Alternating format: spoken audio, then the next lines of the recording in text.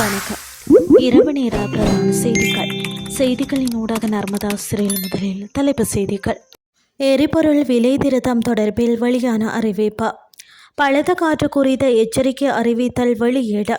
Russia Ukraine போருக்கு இடையில் சிக்கிய இந்திய மாலுமிகள் மத்திய அரசுக்கு பரந்த கோரிக்கை. இனி விரிவான செய்திகள்.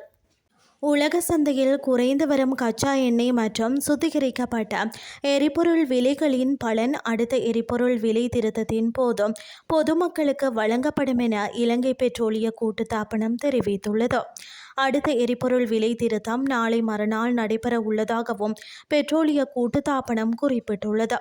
தற்போது பிரித்தானியா சந்தையில் ஒரு பரல் பிரெண்ட் ரக கச்சா எண்ணெயின் விலை 86.66 அமெரிக்க டாலராகவும், அமெரிக்கா சந்தையில் ஒரு பரல் கச்சா எண்ணெயின் விலை 81.73 அமெரிக்க டாலராகவும் பதிவு செய்யப்பட்டுள்ளது. கடந்த சில வாரங்களாக உலக சந்தை எரிபொருள் விலைகள் ஏற்ற இறக்கத்துடன் இருந்ததாக இலங்கை பெட்ரோலிய கூட்டுத்தாபனம் சுட்டிக்காட்டியுள்ளது. சமீபத்திய வாரங்களில் சர்வதேச சந்தையில் எரிபொருள் விலைகள் மிகவும் நிலையற்றதாக இருந்து வருவதாகவும், கச்சா எண்ணெய் மற்றும் சுத்திகரிக்கப்பட்ட பெட்ரோலிய பொருட்கள் இரண்டிலும் அவ்வப்போது ஏற்ற இறக்கங்கள் காணப்படுவதாகவும் கூட்டுத்தாபனம் குறிப்பிட்டது.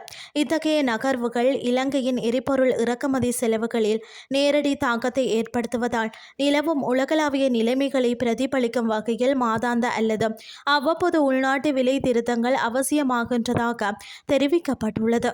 வடக்கு, வடமத்திய, வடமேல் மற்றும் மத்திய மாகாணங்களுக்கு, ரத்தினபுரி, மொனராகலை, அம்பாந்தோட்டை மற்றும் திருகோணமலை மாவட்டங்களுக்கும் பலத்த காற்று தொடர்பான எச்சரிக்கை அறிவித்தல் ஒன்றை வளிமண்டலவியல் திணைக்களம் வெளியிட்டுள்ளது.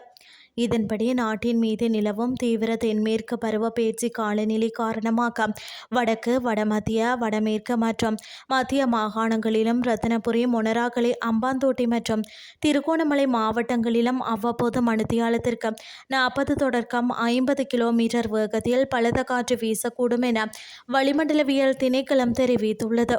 இனி வெளிநாட்டு செய்திகள். ரஷ்யா உக்ரைன் போர் தீவிரமடைந்துள்ள நிலையில் உக்ரைனின் சோர்னோமோர்ஸ்க் துறைமுகத்தில் சிக்கி தவிக்கும் 13 இந்திய மாலுமிகளை உடனடியாக பாதுகாப்பாக மீட்க நடவடிக்கை எடுக்க வேண்டும் என்ற கோரிக்கை விடுக்கப்பட்டுள்ளது. ரஷ்யா உக்ரைன் இரு நாடுகளுக்கும் இடையேயான போர் தொடர்ந்து நீடித்து கொண்டே வருகிறது. இந்த போரில் இரு நாடுகளும் பரஸ்பர ஏவுகணை மற்றும் ட்ரோன் தாக்குதலை நடத்தி வருவதால் ஆங்காங்கே பதற்றமான சூழல் நிலவி வருகின்றது. பாதுகாப்பு காரணங்களால் MV அமீர்-1 சரக்கு கப்பல் துறைமுகத்தில் நிறுத்தப்பட்டுள்ள நிலையில் அதில் 13 இந்தியர்கள் உட்பட 15 மாலுமிகள் உள்ளனர். இந்த நிலையில் உக்ரைனில் சிக்கி தவிக்கும் இந்திய மாலுமிகளை பத்திரமாக மீட்க நடவடிக்கை எடுக்க கோரி மத்திய அரசுக்கு இந்திய மாலுமிகள் மற்றும் கடல்சார் ஊழியர்களின் நலன்களுக்கான அமைப்பான FSUஐ வலியுறுத்தியுள்ளது. செய்திகள் யாவும் நிறைவடைகின்றது.